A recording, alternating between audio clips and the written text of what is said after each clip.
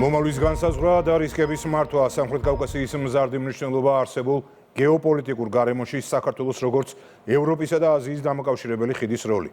საქართველოს პრემიერ-მინისტრი ანდალიის დიპლომატიის ფორუმზე სიტყვით წარდგა.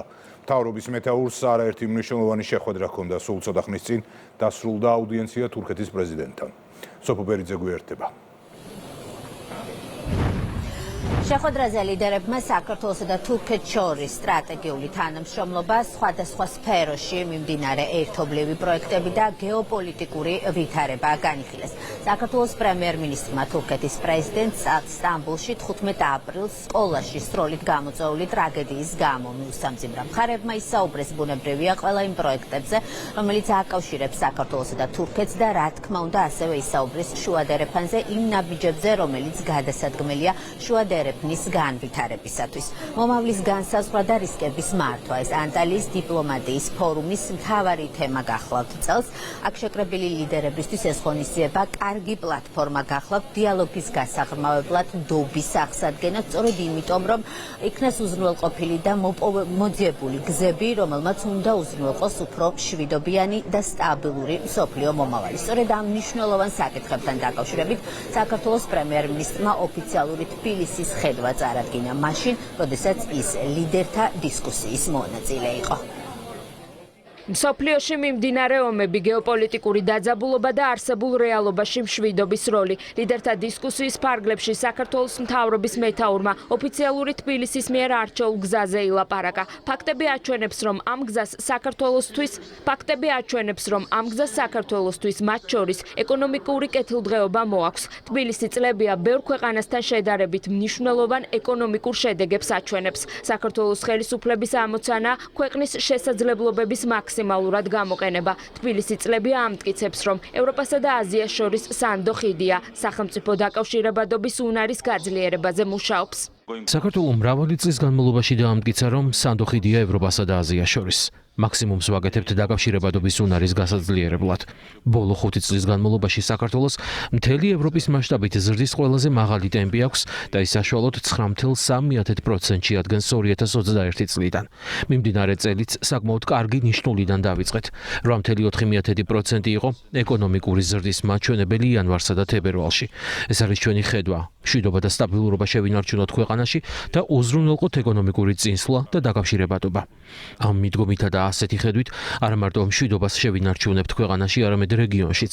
სამხრეთ კავკასიის რეგიონში ხელშეუწყობთ მშვიდობას. ძალიან გვახარებს, რომ ამ მიმართულებით თურქეთის ძალიან ძლიერი პარტნიორები ვართ. ლიდერობის სიმწირე და გამორჩეული ლიდერების არარსებობა ერთ-ერთი გამოკვეთილი პრობლემაა თანამედროვე მსოფლიო პოლიტიკის კონტექსტში.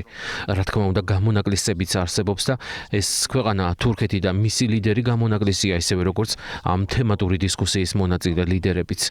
თუმცა ეს არ იძლევა განზოგადებულ სურათს. დიპლომატიის ფორუმზე სიტყვით გამოსვლისას ირაკლი კობახიძემ საქართველოს ისტორიულ არჩევანზეც ილაპარაკა და კიდევ ერთხელ გაიმეორა, რომ ჩვენი ქვეყნის მიზანი ევროკავშირის სრულფასოვანი წევრობაა. თუმცა პრემიერმა თქვა, რომ ახლა ბრიუსელი მნიშვნელოვანი გამოწვევების წინაშე დგას და იმედოვნებს, რომ ევროკავშირში არსებული რეალობა მომავალში შეიცვლება. საქართველოს მთავრობის მეთაურის სათქმელი გარე ჩარევებსაც შეეხებოდა. პრემიერის თქმით, ოფიციალურ ორგანიზაციებში არაფორმალური გავლენები იკვეთება.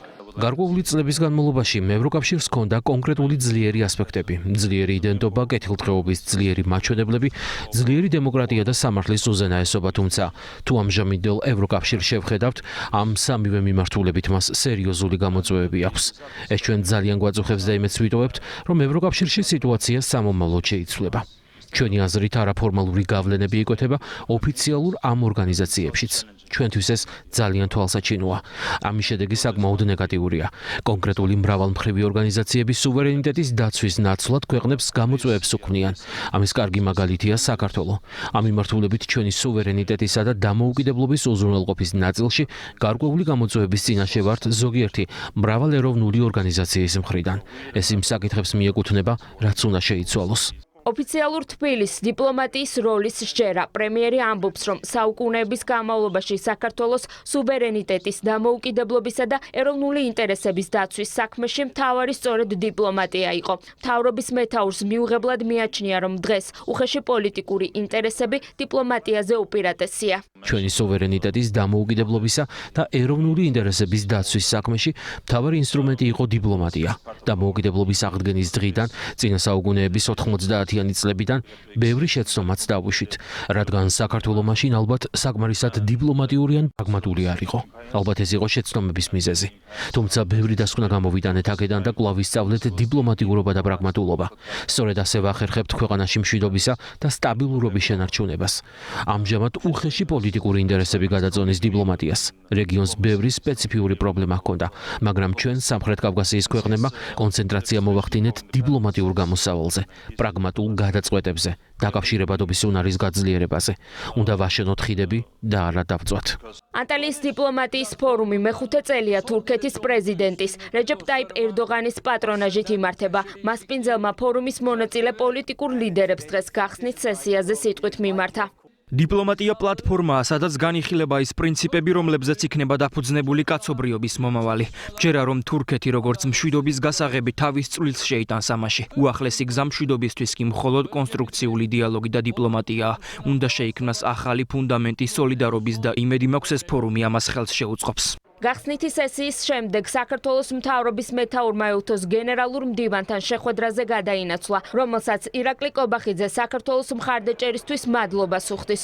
შეხვედრაზე ოფიციალური თბილისის მხრიდან დემოკრატიული პრინციპების, ადამიანის უფლებების დაცვისა და კანონის უზენაესობისადმი ერთგულება დადასტურდა. საუბარი შეეხო საქართველოს სურვილს 2027 წელს ეუთოს თავმჯდომარე ქვეყანა გახდეს. საუბარი ქონდა რა თქმა უნდა ეუთოსთან ჩვენს თანამშრომლობაზე საქართველოში მიმდინარე პროცესებზე და ქონდა საინტერესო დისკუსია. ანტალიის დიპლომატიის ფორუმის ფარგლებში კოლეგებს შეხვდა საქართველოს საგარეო საქმეთა მინისტრი მაკა ბოჭორიშვილი. ფორუმს აქტუალურ საკითხებზე ოფიციალური თბილისის პოზიციების ფართო საზოგადოებისთვის კიდევ ერთხელ წარსადგენად მნიშვნელოვან პლატფორმას უწოდებს. ქონდა შეხვედრა ჩემს ახლა დანიშნულ ალბანელ კოლეგასთან, ვისაუბრეთ საქართველოსა და ალბანეთის ევროინტეგრაციის პროცესზე, საერთო გამოწვევებზე და ვისაუბრეთ ასევე რეგიონში მიმდინარე პროცესებზე. ანტალიის დიპლომატიის ფორუმზე შეკრებილი ლიდერები გეოპოლიტიკური დაძაბულობის, ძალთა ბალანსის ცვლილებისა და ეკონომიკური გამოწვევების ფონზე მსოფლიოს მომავალზეც მსჯელობდნენ. ლიდერები თანხმდებიან, რომ უფრო ინკლუზიური, სამართლიანი და ეფექტიანი საერთაშორისო სისტემის გზა საერთაშორისო თანამშრომლობის, დიალოგისა და სოლიდარობის გაძლიერებაზე გადის. როდესაც ქონდა საშუალება პანელურ დისკუსიაში მიმეღო მონაწილეობა, სადაც ვისაუბრეთ გლობალურ პოლიტიკასთან დაკავშირებით, მათ შორის ხაზი გაუსვით ჩვენი რეგიონის მნიშვნელობას, ჩვენი ქვეყნის მნიშვნელობას გლობალურ კონტექსტში. საქართველოს დელეგაციამ დიპლომატიის ფორუმში მონაწილეობა დაასრულა.